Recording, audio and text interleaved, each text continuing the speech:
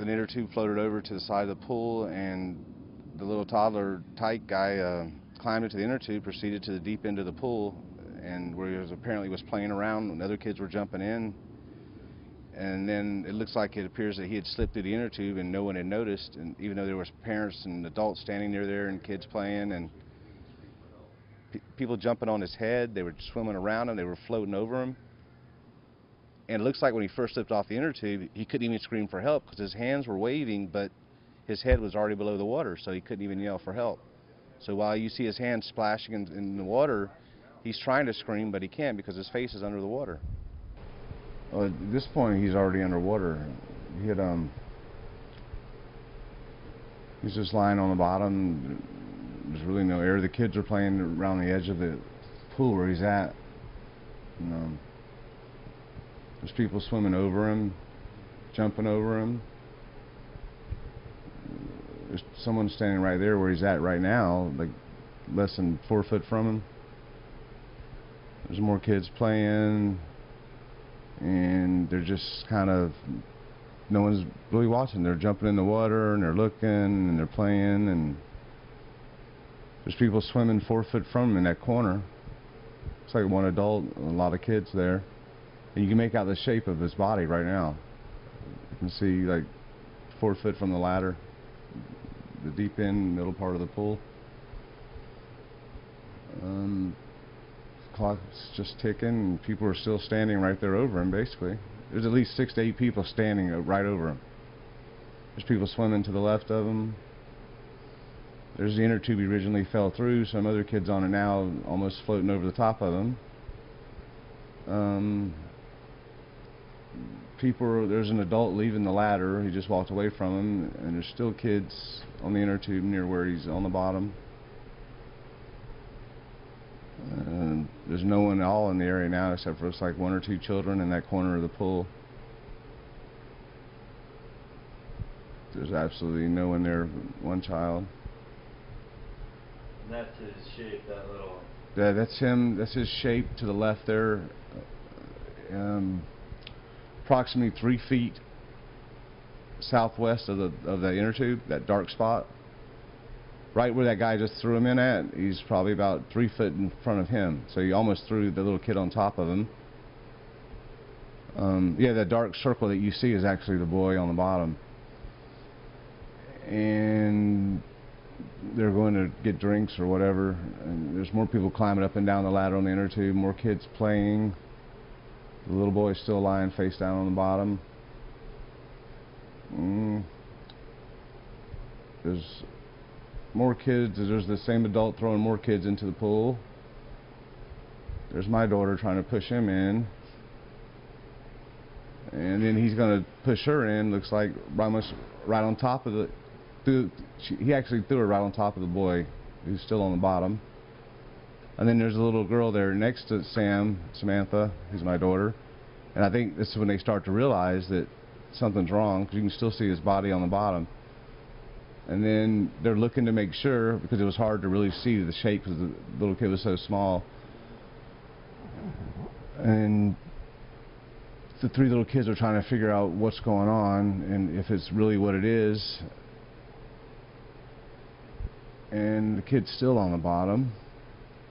And there's my daughter. She's running over to me now, which I'm off screen. She's saying, "Dad, you need to come to the deep end." There comes the mom on the opposite side of the pool walking like she's just now looking for him.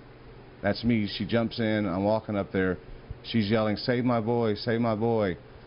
It looks like she can't really even swim or get down there, so I jumped in feet first and I brought him up right there with his head above the water. Brought him over to the side of the pool, which I only had one arm to kind of roll him up onto the top with. But I immediately checked for a pulse. There's none.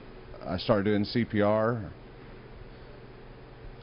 and I'll start doing mouth-to-mouth here shortly. Got him on his back. I can't get a pulse from him. I can't get a breath from him. I have nothing. So then I continue on with the CPR and the mouth-to-mouth. And after about the 3rd, 4th attempt, foam started coming out. That's me doing mouth-to-mouth right now. The foam, you could hear the water gurgling in his lungs, and then the foam started coming out of his nose and his mouth.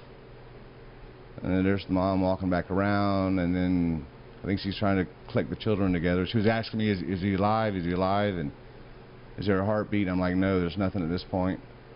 So I'm still doing the CPR. I'm still doing the mouth-to-mouth. I'm starting to get foam to come out. And the mom's standing there in the background, and I'm just doing the CPR on his chest right now, and I'm doing going back to the mouth-to-mouth here. There's mouth-to-mouth again taking place. There's a second breath, and then I get the foam, and then I go back to the CPR again.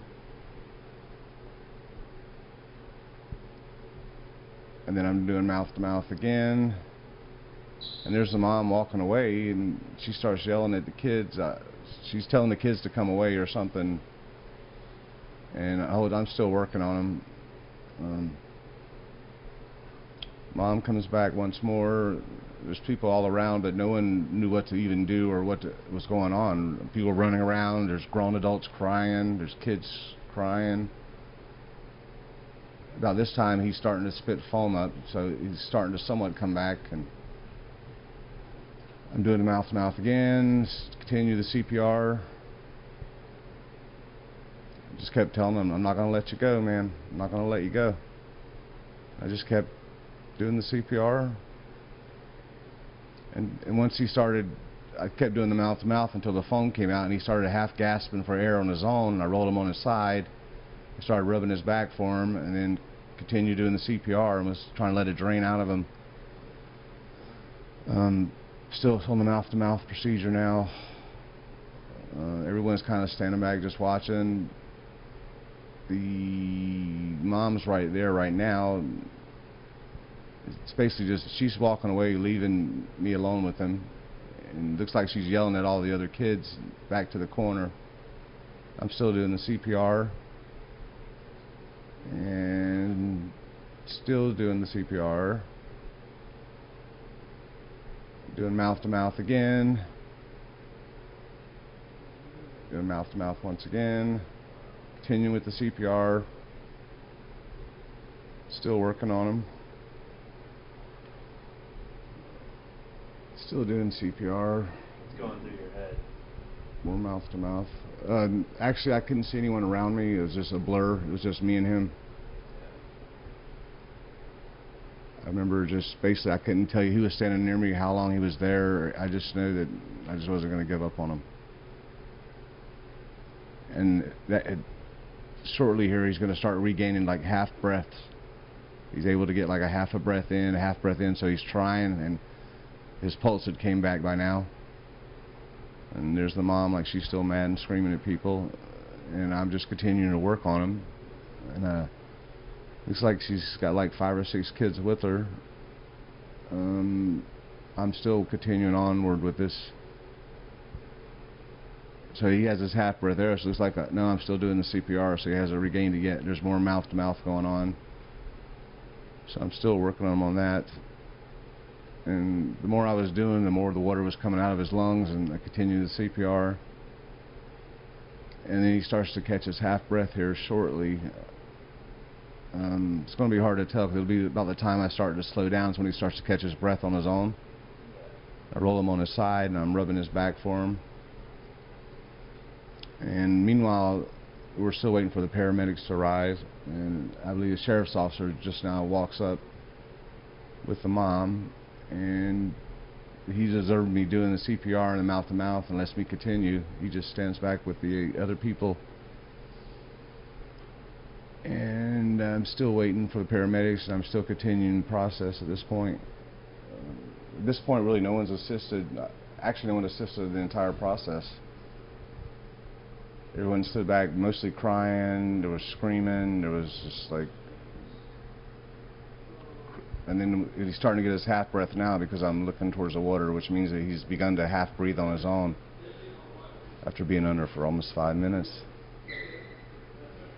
And then I'm making sure that his breath's continuing at the same rate. Because really there was no point in continuing what I was doing at this point if he's starting to breathe on his own.